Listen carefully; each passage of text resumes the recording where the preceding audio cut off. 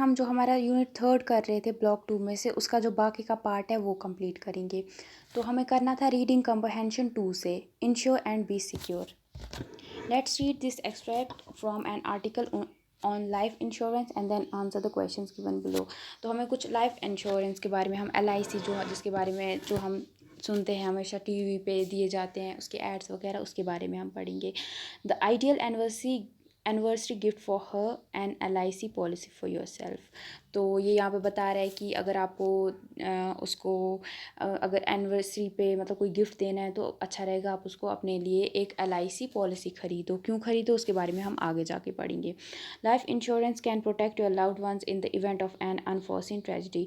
तो जो life insurance अगर आप एक लेके रखते हो, या आपके जो आपके नज़दीक वाले लोग हैं, जो आपके प्यारे लोग हैं, उनको बचा सकते हैं, उनको प्रोटेक्ट कर सकते हैं जबकि आपकी लाइफ में कोई बुरा कुछ हो जाए या बुरी चीज़ हो जाए। Life insurance is an essential part of financial planning. सबसे पहले बोला है लाइफ इंश्योरेंस जो है ये हमारे जो पैसे के रिलेटेड प्लानिंग है उसमें सबसे मतलब बहुत ज़्यादा, सबसे नहीं बट बहुत ज़्यादा इंपॉर्टेंट रोल निभाता है। The reason most people buy life insurance is to replace income that would be lost with the death of an income earner in the family. तो ये किस लिए लोग लाइफ इंश्योरेंस ख़रीदते हैं? वो इसलिए ख़रीदते हैं ताकि अगर उनकी लाइफ में जो वो इंसान ख़रीदता है या क्यों ख़रीदता है, ताकि उसकी लाइफ में हो सकता है कभी उस इंसान की डेथ हो जाए या कुछ हो जाए तो उसकी जो जो पैसे जो LIC में रखता है वो उसकी फैमिली को मिले, ताकि उसकी डेथ की वजह से, क्योंकि वो ही फैमिली में कमाने वाला था जो भी था या कमाने वाली थी, तो अब अगर उनके पास कुछ पैसे नहीं होंगे तो उसकी फैमिली जो भी उनके लाउड वंस हैं उनके साथ बहुत बुरा हो जाएगा। उनकी हो सकता है जो उनकी बेसिक नीड्स हैं वो भी पूरी ना हो। तो इसीलिए अगर LIC ख़रीद के रखी होगी तो उनकी जो जिस इंसान की डेथ हुई है उससे कोई उतना मसला नहीं होगा, उसकी फैमिली पे पड़ेगा। The premature death of the income earner could result in drastic reduction in the families life style. तो अगर किसी इंसान की बहुत जल्दी डेथ हो जाए तो, या वो इनकम अर्नर हो, पैसा कमाने वाला हो उस फैमिली का या वाली हो उस फैमिली की, तो अगर उनकी कब अचानक से डेथ हो जाती है तो उनकी फैमिली के लाइफस्टाइल पे उसका बहुत ज़्यादा बुरा असर पड़ेगा। The cash provided by life insurance can also help ensure that the dependents are not burdened with any great debt left behind by the deceased। तो कभी कभार क्या होता है किसी इंसान ने बहुत ज़्यादा पैसे, बहुत ज़्यादा उसने ये डेट में चला गया होता है वो, या उसने बहुत ज़्यादा कर्जा लेके रखा होता है, तो अगर वो उसकी अचानक से डेथ हो जाती है तो सारा फिर उस इंसान की फैमिली पे आ जाता है। तो अगर LIC उस इंसान ने ख़रीद के रखी होगी तो उसका जो भी वो कर्जा जो भी लिया है वो उसकी फैमिली पे नहीं पड़ेगा। तो यहाँ पे ये बता रहे हैं। An added benefit is that life insurance proceeds are tax free. तो उसके बाद जो भी लाइफ इंश्योरेंस के जो भी प्रोसीजर्स वगैरह होते हैं वो टैक्स फ्री होते हैं। उसके बाद उसके ऊपर आपको कोई टैक्स वगैरह नहीं देना पड़ता उस पैसे के ऊपर। Basically when you take a life insurance policy you become the policy holder as well as the beneficiary, that is the person receiving the benefits of the policy. तो जैसे कि जब आप एक लाइफ इंश्योरेंस पॉलिसी ख़रीदते हो तो आप क्या बन जाते हो, उसके पॉलिसी होल्डर, ठीक है, और या आप उसके बेनिफिशियरी होते हो, यानी जो भी बेनिफिट्स वगैरह होंगे उस पॉलिसी के वो आपको मिलेंगे। या you can also nominate someone as a beneficiary, या आप उसके किसी और को भी नॉमिनेट कर सकते हो। जैसे आप बैंक पे जाते हो फिर पैसे रखते हो अकाउंट में, फिर रखते हो ना आप, अगर मेरे बाद अगर मेरे साथ कुछ हो जाता है तो मेरे पैसे इसको जाने चाहिए या किसी और को जाने चाहिए, उसी तरीके से यहाँ पे भी होता है। This could be a blood relative, father mother sister brother child और योर स्पाउस। तो ये कोई भी हो सकता है लेकिन आपके ब्लड के रिलेटेड होना चाहिए। यू हैव टू पे a fixed amount called premium at regular fixed intervals. तो इसके लिए आपको हर एक फिक्स्ड अमाउंट पहले से ही रखी होगी जो भी आपको देनी है अमाउंट। ये आई थिंक लैक्स में आती है, 50,000 में आती है, स्टार्ट होता है ये 50,000 से। तो आपको एक फ़िक्स्ड अमाउंट लेनी है, मतलब भरनी है, जिसको हम प्रीमियम बोलते हैं, और जितना टाइम है मतलब हर महीने या साल साल के बाद आप ये भर सकते हो। You can also you can insure yourself for a minimum of rupees 50,000. दो different companies have varying amounts. तो आप स्टार्ट कहाँ से कर सकते हो? 50,000 से आप ये भरना स्टार्ट कर सकते हो. और बाकी अब तो बहुत सारी कंपनीज है, उनका अलग अलग होता है, वो अलग अलग अमाउंट से लेते हैं. The insured amount is called the face value of the policy. और जो अपनी अमाउंट भरा है उसको हम बोलते हैं face value of the policy. उसके बाद है there are 3 basic kinds of insurance. तो 3 किस्म के जो बेसिक इंश्योरेंस हैं वो हैं. सबसे पहले एंडोवमेंट प्लान, उसके बाद है टर्म इंश्योरेंस, उसके बाद है होल लाइफ इंश्योरेंस. तो सबसे पहले हमारा जो एंडोवमेंट प्लान है, इसमें क्या होता है? Under this plan the specified sum assured is paid to the nominee और beneficiary of the policy holder if he she dies within the duration of the policy और to the holder on the surviving the term और the time period of the policy.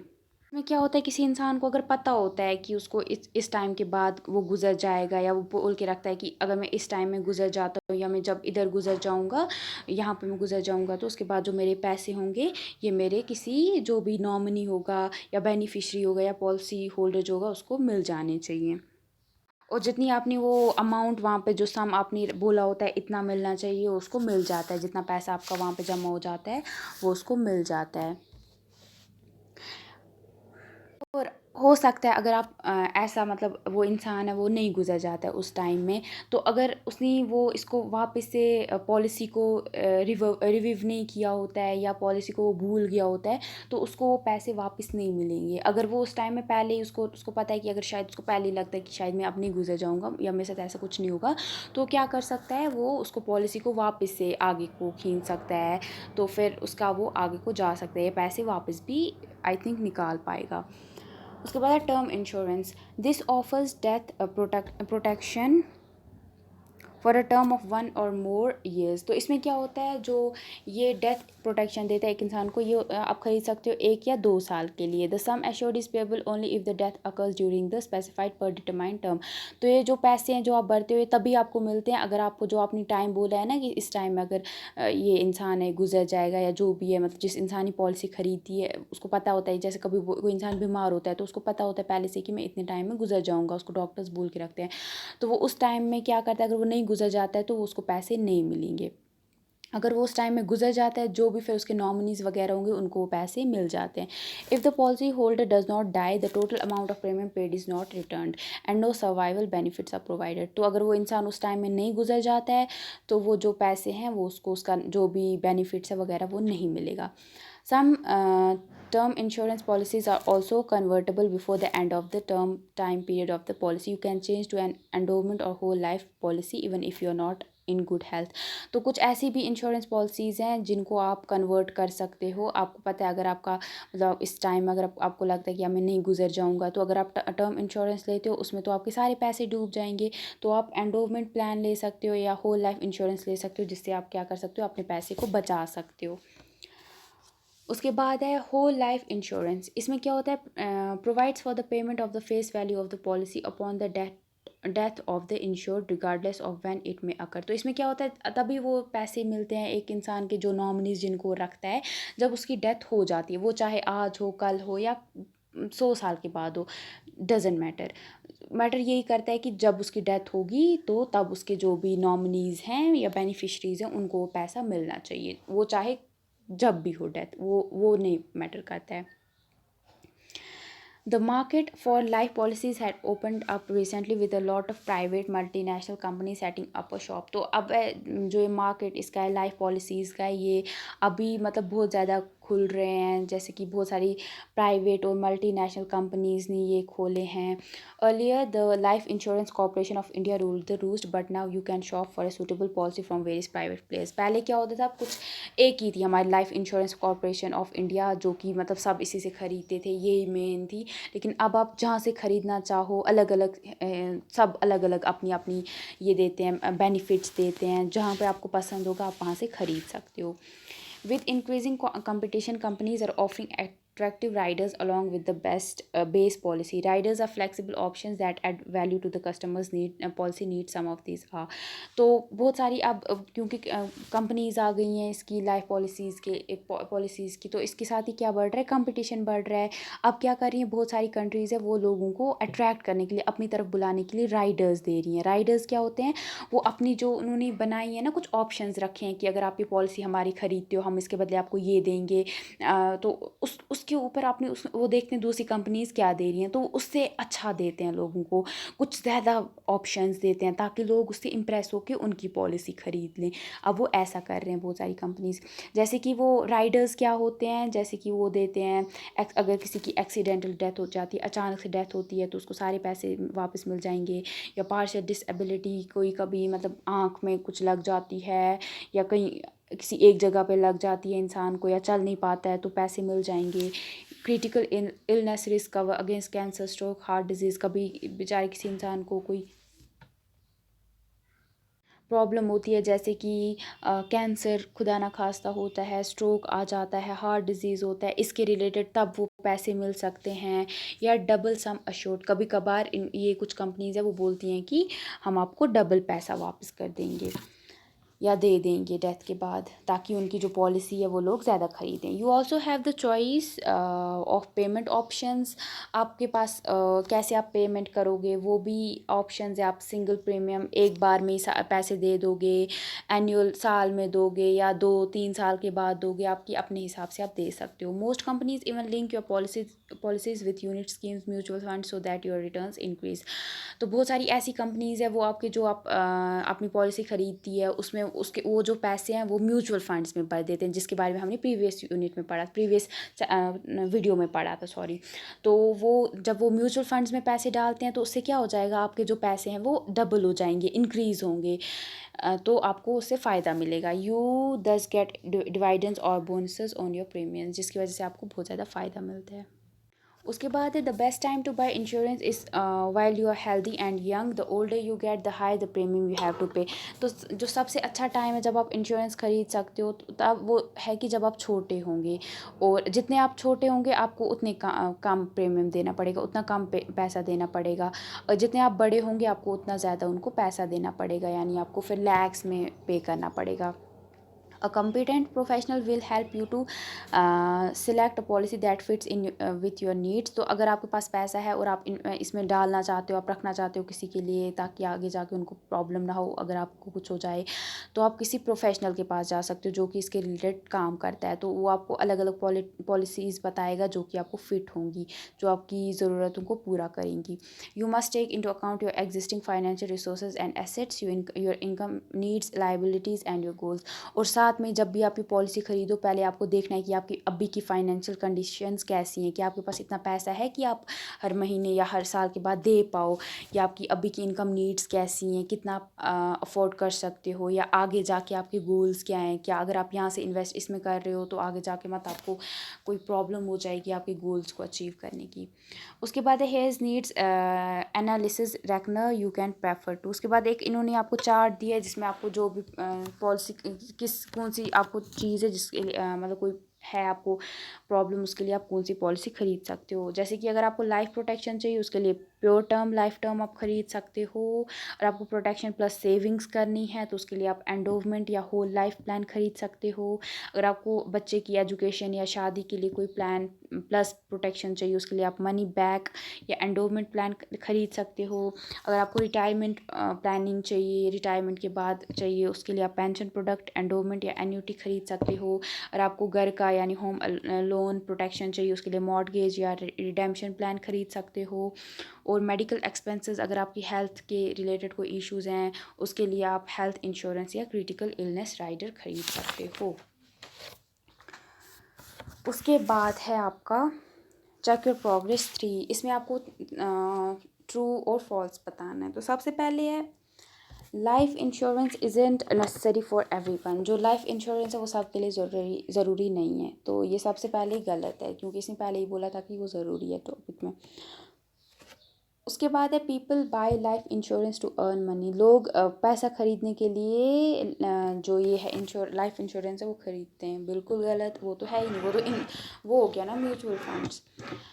इसको false है, पहले दो false. उसके बाद nominee is the person who page the premium. जो nominee होता है वो बंदा है जो कि पैसे डालता है। बिल्कुल गलत। नॉमिनी होता है जब वो किसी दूसरे बंदे को रखता है, अगर बोलता है कि अगर मैं ऐसे मेरी डेथ हो जाए, कुछ हो जाए, तो ये मेरे पैसे दूसरे बंदे को जाने चाहिए। जो वो दूसरा बंदा होता है वो नॉमिनी होता है, तो ये भी फॉल्स है।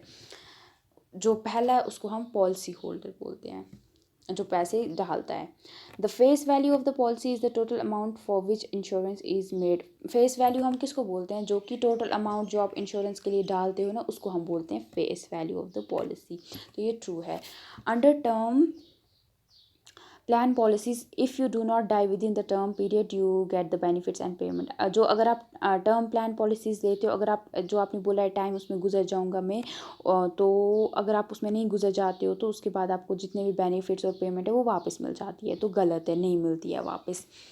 All policies provide change over from one plan to another. तो जितनी भी पॉलिसीज़ हैं वो सारी हैं कि अगर आप इसमें वो एक से दूसरी में आपको ये कर सकते हैं, चेंज कर सकते हैं। तो नहीं, सारी ऐसी पॉलिसीज़ नहीं है जो चेंज हो सकती हैं।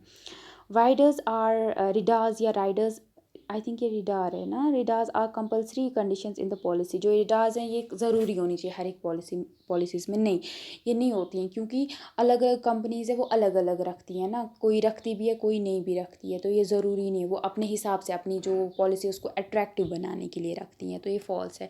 The best time to buy a policy is when you are young and healthy. तो ये बोलते हैं सबसे अच्छा टाइम वो है जब आप पॉलिसी ख़रीदने का, जब आप छोटे और हेल्दी होते हो, तो आपको तब कम पैसे भरने पड़ते हैं। तो ये ट्रू है। उसके बाद है complete the sentences with information from the passage. तो उसके बाद हमें पैसेज जब हमने पढ़ी, उसके बाद ये क्वेश्चंस हमें दिए हैं, तो हमें पैसेज को देख के इन क्वेश्चंस को आंसर करना है। तो सबसे पहले जो है वो है ₹50,000 इज़, जो 50,000 है वो क्या है? वो मिनिमम फेस वैल्यू है ना, फेस वैल्यू है ना, मतलब आप उसमें उसके लिए ख़रीद सकते हो, इतने में ख़रीद सकते हो एक पॉलिसी। उसके बाद है इसको आएगा आपका the minimum face value of an insurance policy. उसके बाद दूसरा जो है आपका वो है a policy holder can choose from option such as double sum assured. तो इसको आपका आएगा, तो जो एक पॉलिसी होल्डर है वो कौन कौन से ऑप्शंस में से चूज़ कर सकता है? या तो उसको सारे पैसे वापस मिलेंगे, या एक्सीडेंटल डेथ हो जाती है उसके लिए ख़रीद सकता है, पार्शल डिसेबिलिटी हो जाती है उसके लिए ख़रीद सकता है, या क्रिटिकल इलनेस हो गई उसके लिए ख़रीद सकता है। उसके बाद है the main types of policies are. तो कौन कौन सी पॉलिसीज़ हैं? एक है हमारी एंडोमेंट, दूसरी है टर्म इंश्योरेंस, उसके बाद है होल लाइफ। उसके बाद है under a term policy the some insured is not paid if. तो अगर आपने कोई पॉलिसी ख़रीदी है, अगर आप उसमें, आपको पैसे कब नहीं मिलते हैं? तब नहीं मिलते हैं अगर आप the policy holder does not die within the term. यानी अगर वो पॉलिसी होल्डर जिसने पॉलिसी ख़रीदी, अगर उसने टाइम जो बताया कि उसमें वो गुजर जाएगा, तो अगर नहीं गुजर जाता है तो उसको पैसे वापस नहीं मिलते हैं। If you have taken a home loan you can choose. अगर आपको अगर ये आपने ख़रीदा है होम, जो लोन है वो लिया है, उसके लिए आपको कौन सी पॉलिसी ले सकते हो? और policy with mortgage redemption plan, तो ये आप उसके लिए ख़रीद सकते हो।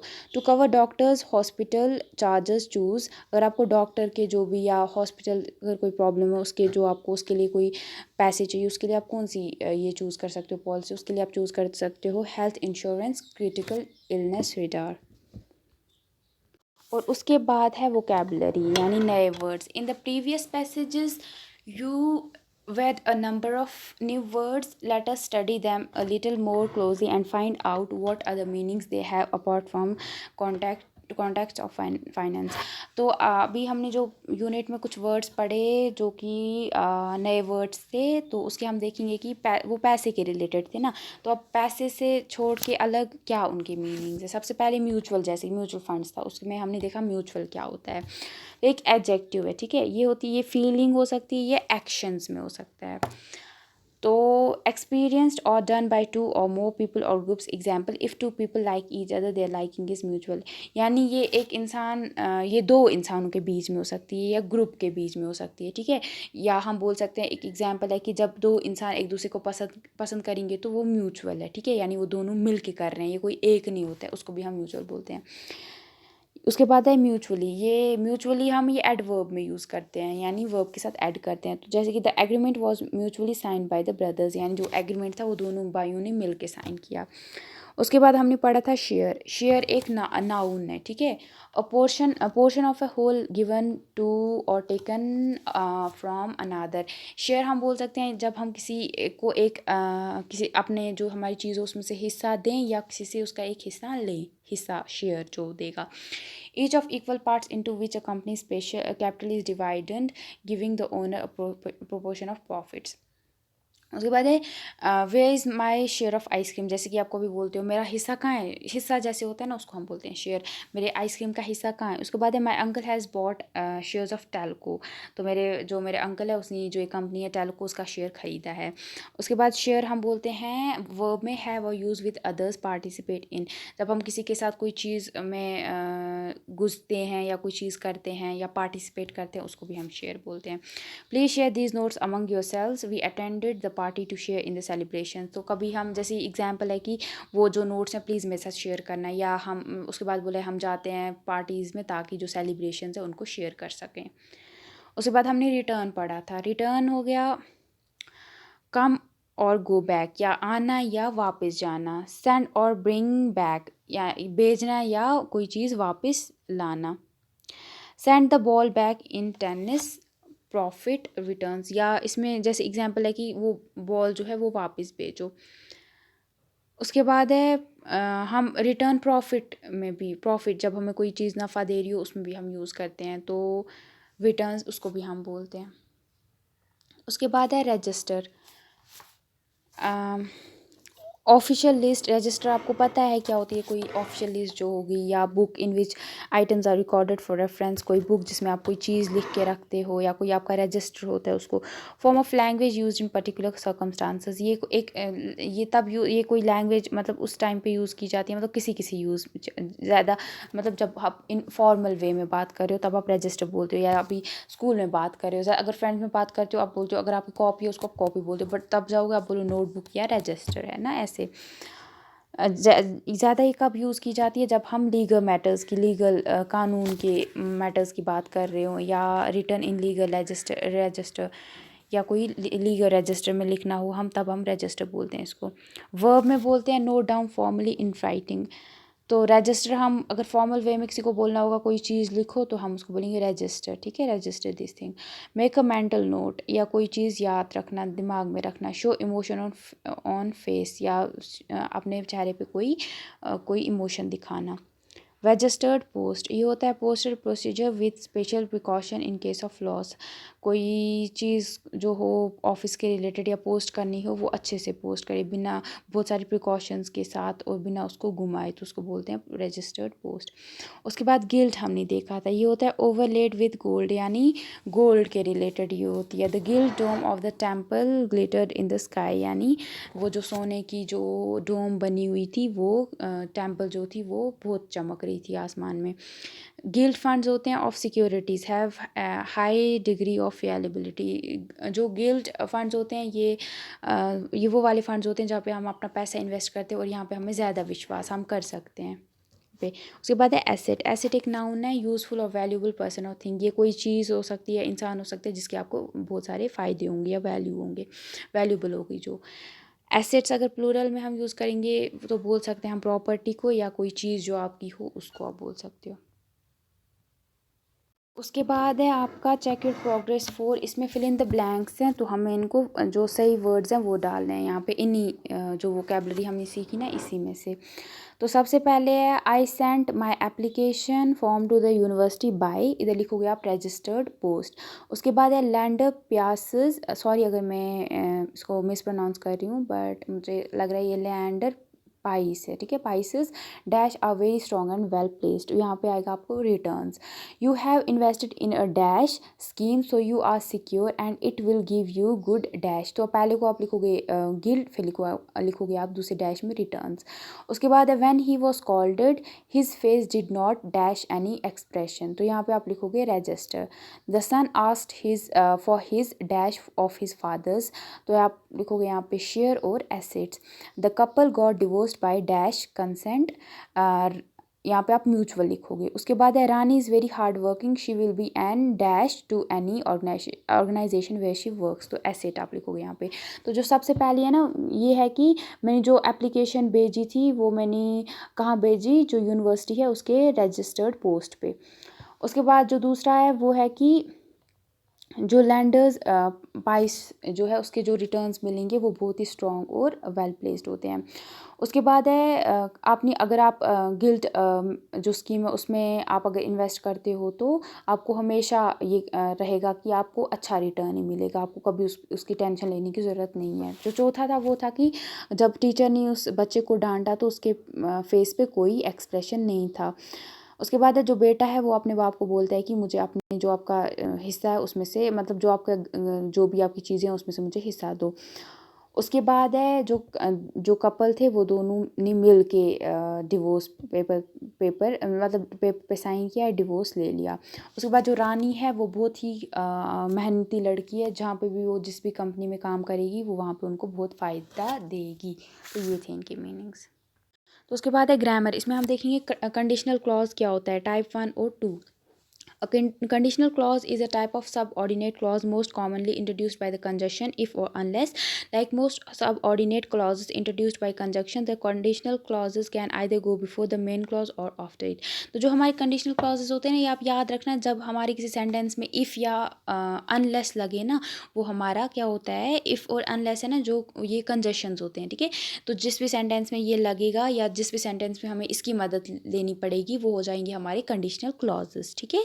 तो इसमें क्या होता है, ये हमारा मेन जो हमारा क्लॉज होता है उससे पहले भी आ सकता है या उससे बाद में भी आ सकता है। जैसे कोई सेंटेंस उसको आप इफ़ पहले भी लगा सकते हो, अनलेस पहले भी लगा सकते हो और बाद में बीच में भी आप इफ़ लगा सकते हो, जैसे कि हम आगे देखेंगे। कंडीशनल क्लॉज टाइप 1, जो पहला हमारा टाइप है वो है कि read the following sentences and note the first word in each sentence, the number of clauses in each sentence, the verb forms used. तो आपको क्या देखना है, आपको पहले देखना है कि पहला जो सेंटेंस है उसमें पहला वर्ड क्या है और कितने क्लॉजेस यूज़ किए हैं हर एक सेंटेंस में, और वर्ब के फॉर्म्स कौन कौन से देखो थे, ये आपको नोट करना है अपने हिसाब से। देखो सबसे पहले इफ़ जो लगा ना, देखो ये पहले ही लग गया है ना, ये हमारा जो ये था conditional clause type 1। If you don't invest money now you won't be able to save enough for a new car. तो यानी अगर आप अभी इन्वेस्ट नहीं करोगे पैसे को तो आप अपने लिए आगे जाके पैसे सेव नहीं कर पाओगे ताकि नई गाड़ी खरीद सको। If a person buys gilt funds his investment is quite secure. अगर कोई इंसान गिल्ट फंड खरीदेगा तो उसकी जो इन्वेस्टमेंट है वो अच्छे से सही जगह पे रहेगी, उसको डर नहीं रहेगा हमेशा। If you spend all that you earn you will not develop the habit of saving money. अगर इफ़ यानी अगर आप सारे अपने जो भी पैसे हैं जो भी आप कमाते हो वो आप ऐसे ही उनको उड़ाने की हैबिट बना लोगे तो कभी आप उनको जमा करने की हैबिट नहीं बना पाओगे और वो ज़ाया होंगे। If you don't like our plan we can suggest another one. अगर आपको हमारा प्लान पसंद नहीं आया तो हम आपको दूसरा प्लान बता सकते हैं। If you leave at 6 o'clock we can reach Delhi by 11:30। तो अगर यहाँ पे सबको अगर लगा है इफ़, तो ये क्या है, कंडीशनल क्लॉज। तो अगर हम 6 बजे निकलेंगे तो हम दिल्ली कितने बजे तक पहुँचेंगे, 11:30 तक। देखो डिड यू नोट, क्या आपने ये नोट किया या आपने देखा, all of the sentences begin with if. जितने भी सेंटेंसेस थे वो सारे इफ़ से स्टार्ट हुए हैं ना, अगर से। All of them indicate a condition that is being fulfilled. और ये सारी एक कंडीशन बता रहे हैं कि ये ज़रूरी है, अगर आपको ये काम ये चीज़ चाहिए तो आपको वो चीज़ करने के लिए पाने के लिए ये चीज़ करनी ही पड़ेगी। अगर आप ये चीज़ नहीं करोगे तो आप वो चीज़ नहीं पा पाओगे, है ना। अगर जैसे कि आपको कुछ बनना है, आपको डॉक्टर बनना है, तो उसके लिए आपको क्या करनी है, मेहनत करनी है। तो अगर आप मेहनत नहीं करोगे तो आप डॉक्टर नहीं बनोगे। यानी एक ये सारे जो सेंटेंसेस जिनमें इफ़ लगता है इसका मतलब होता है कि अगर आपको वो चीज़ पानी दूसरी चीज़ पानी है तो उसके लिए जो पहली चीज़ है वो करनी ही पड़ेगी, उसके बगैर कोई चारा नहीं है। The sentence consist of 2 clauses. तो ये वाली जो सेंटेंसेस जो आपने देखा, जो सेंटेंसेस है 2 क्लॉजेस के थे, ठीक है। And if clause indicating a condition, जो इफ़ वाला क्लॉज था, जो पहला कॉमा से पहले वाला हिस्सा था वो इफ़ बता रहा था, इफ़ इंडिकेट कर रहा था condition. And another main clause indicating the result और इफेक्ट ऑफ दैट कंडीशन। और जो दूसरा था मेन वाला क्लॉज वो बता रहा था कि अगर आपने ये चीज़ नहीं की तो उसका क्या आप पे असर पड़ेगा। The verb in the if clause is in the present tense. जो भी ये सेंटेंसेस है इसमें जो वर्ब था वो जो भी क्लॉज थे वो प्रेजेंट टेंस में थे, ठीक है। The verb in the other clause is in the present tense, indicating a result or effect in the near future. दो जो दूसरे क्लॉज में जो टेंस था वो प्रेजेंट टेंस था, जो वर्ब था वो प्रेजेंट टेंस में था, और वो बता रहा था कि आगे आने वाले फ्यूचर में क्या उसके इफ़ेक्ट्स होंगे. दीज टाइप्स ऑफ सेंटेंसेज और कॉल्ड टाइप वन कंडीशनल्स. और इस टाइप के हम जो हमारे सेंटेंसेज होते हैं उनको हम बोलते हैं type one conditionals. Sometimes the if clause comes after the main clause. और कभी कभार क्या होता है, जो इफ़ वाला क्लॉज है ना वो मेन क्लॉज के बाद आता है, तो पहले ही मेन क्लॉज आ जाता है, और जो इफ़ है वो बीच में लगता है. जैसे कि you will be late for class if you don't hurry up. तो आप क्लास के लिए लेट हो जाओगे अगर आप जल्दी नहीं उठे तो, है ना. तो इफ़ जो अगर था वो बीच में लग गया. तो उसके बाद आपको इन्होंने चेक योर प्रोग्रेस दिया है. इसमें आप जो ये सेंटेंसेस है आप इनको खुद करने की कोशिश करना. अगर नहीं आएगा तो आप आंसर वाले सेक्शन में जाके देख सकते हो. अगर फिर भी नहीं तो आप मुझे बोल सकते हो, मैं आपको इसमें हेल्प कर दूँगी. उसके बाद जो कंडीशनल क्लॉज टू है टाइप टू, वो है कि we have read about the conditional clause type one. ऊपर हमने देखा कंडीशनल क्लॉज टाइप वन के बारे में. If it rains we won't be able to play cricket outdoors. अगर बारिश हो गई तो हम बाहर नहीं खेल पाएंगे. Now read the following sentences and note the changes in the verb forms as compared to earlier conditional clauses. अब हमें नीचे देखेंगे कि इसमें क्या चीज़ें अलग है. If they offered me a job, I would accept it. अगर उन्होंने मुझे जॉब दी तो मैं, मतलब जॉब के लिए बोला तो मैं एक्सेप्ट कर लूँगा. If I had money I would go for a long holiday in Goa. अगर मेरे पास पैसे हुए या होते तो मैं गोवा के लिए, या मेरे पास पैसे हुए तो मैं गोवा जाऊँगा. कहाँ? गोवा घूमने जाऊँगा. ठीक है. Most people would have migrated to USA if the law had not been so strict. अगर बहुत सारे ये बोलता है कि बहुत सारे लोग जो हैं वो यूएसए चले गए होते अगर जो लॉज हैं वो ज़्यादा स्ट्रिक्ट नहीं होते. If he joined a coaching class he would learn how to prepare for the entrance test. अगर उसने कोचिंग क्लास ज्वाइन कर ली तो वो लर्न सीखेगा कि एंट्रेंस टेस्ट के लिए कैसे प्रिपेयर करे. If I were the finance minister I would decrease taxes. तो अगर मैं फाइनेंस मिनिस्टर होता मैं टैक्सेस कम करता. डिड यू नोट, क्या आपने ये देखा, the verb in the if clause is in the past tense. तो इसमें आप देखना जितने भी वर्ब थे ना ये सारे थे क्या, पास्ट टेंस में. ठीक है. हैड जैसे है ना, हैज़, ये सारा. उसके बाद है while the verb from form, और जो इफ़ वाला था वो था पास में. ठीक है. While the verb form for the main clause is would, वो फर्स्ट फॉर्म. तो जो मेन था वो था वुड प्लस वर्ब की फर्स्ट फॉर्म जो थी. ठीक है. उसके साथ उसके बाद what is difference in meaning and use type between type one and type two conditionals, compare these examples. अब हम देखेंगे डिफरेंस क्या है मीनिंग और यूज़ के. जो टाइप वन और टाइप टू है ना इसके मीनिंग और यूज़ में क्या फ़र्क है. तो जैसे कि if it rains we won't be able to play cricket. अगर बारिश हुई तो हम क्रिकेट नहीं खेल पाएंगे. If it rained we wouldn't be able to play cricket. अगर ऐसे ही बारिश होती रही या ऐसी बारिश हो गई हम ये क्रिकेट नहीं खेल पाएंगे. In the same sentence there is a real possibility that it will rain. तो जो पहला सेंटेंस है उसमें पॉसिबिलिटी है कि और ऐसा लग रहा है कि हाँ बारिश होगी. But in the second sentence the situation is imagined and really not expected to happen. जो दूसरा सेंटेंस है उसमें सिर्फ इमेजिन कर रहा है कि हो सकता है कि अगर बारिश हो गई तो फिर क्या. The same is in the case with sentence one and 1 to 5 अबो. इसी तरह जो 1 to 5 हैं जो ऊपर वाले उसमें भी सेम इसी तरीके से है. इसमें जो ये है वो इमेजिन कर रहा है ये चीज़ हो. जो पहले वाले थे ना उसमें वो चीज़ हो जाएगी पास्ट में, लेकिन जो दूसरे वाले कंडीशनल टू टाइप है ना उसमें कोई चीज़ वो इंसान इमेजिन करता है जो कर नहीं सकता है, लेकिन इमेजिन करता है दिमाग में, रियल में नहीं वो कर सकता है वो. In none of the cases is the if conditional expected to happen. It is only an imagined possibility. इसमें जो if है ना वो एक expect की जाती है चीज़, वो सच में नहीं हो सकती है. In all such cases we use the past tense for the if clause and would plus verb first form for the main clause. और जब भी ऐसा कोई केस हमें आए ना तो हमें ऐसा कोई सेंटेंस बनाना हो हम क्या करते हैं, जो हमारा if होता है उसको हम पास्ट टेंस में लिखते हैं और जो हमारा मेन क्लॉज होता है उसको हम वुड प्लस वर्ब की फर्स्ट फॉर्म लगाते हैं. अब आपको जो प्रोग्रेस 6 है वो देखिए, वो आपको करने की कोशिश करनी है. उसके बाद है कुछ ये यहाँ पे दिए हैं आपको प्रोनाउंसिएशन के नए वर्ड्स. ठीक है. जिससे आपको मदद मिलेगी फाइनेंस के रिलेटेड बात करने में। जैसे पहला है फाइनेंस, दूसरा है फाइनेंशियल, फिर है शेयर, फिर है बुलेटिन, फिर है ब्रोचर, फिर है equity fund, insurance, mutual funds, diversified equity fund, उसके बाद है sectoral equity fund, after that gilt funds, फिर है एसेट जो कि नाउन है, फिर है Sensex, shoots up, endowment plan, फिर है प्रीमियम। अब है word such as share, fair, dare और often mispronounced as sheet, feed, fair या डी रिस्पेक्टिवली।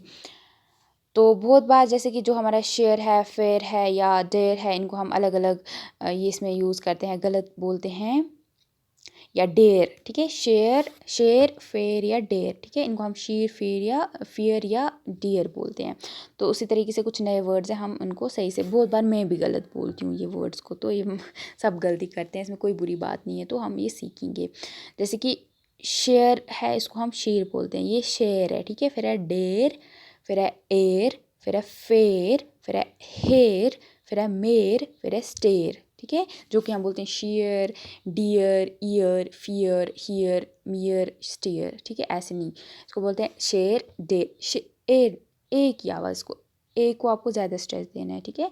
शेर, डेर, एयर, फेर, फेर, हेयर, हेयर, मेर, स्टेर, ऐसे आप उसको करना है प्रोनाउंस।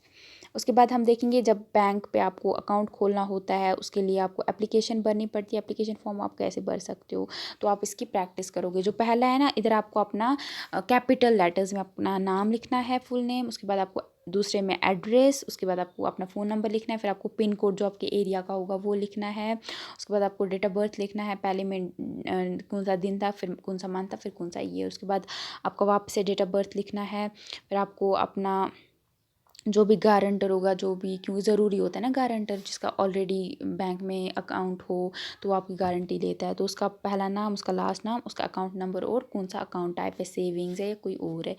उसके बाद न्यू अकाउंट्स इन्फॉर्मेशन, आपको बताना है कौन सा अकाउंट का टाइप है, तो जैसे ज़्यादातर हम सेविंग ही रखते हैं, या करंट या जॉइंट, कौन सा आपका अकाउंट है।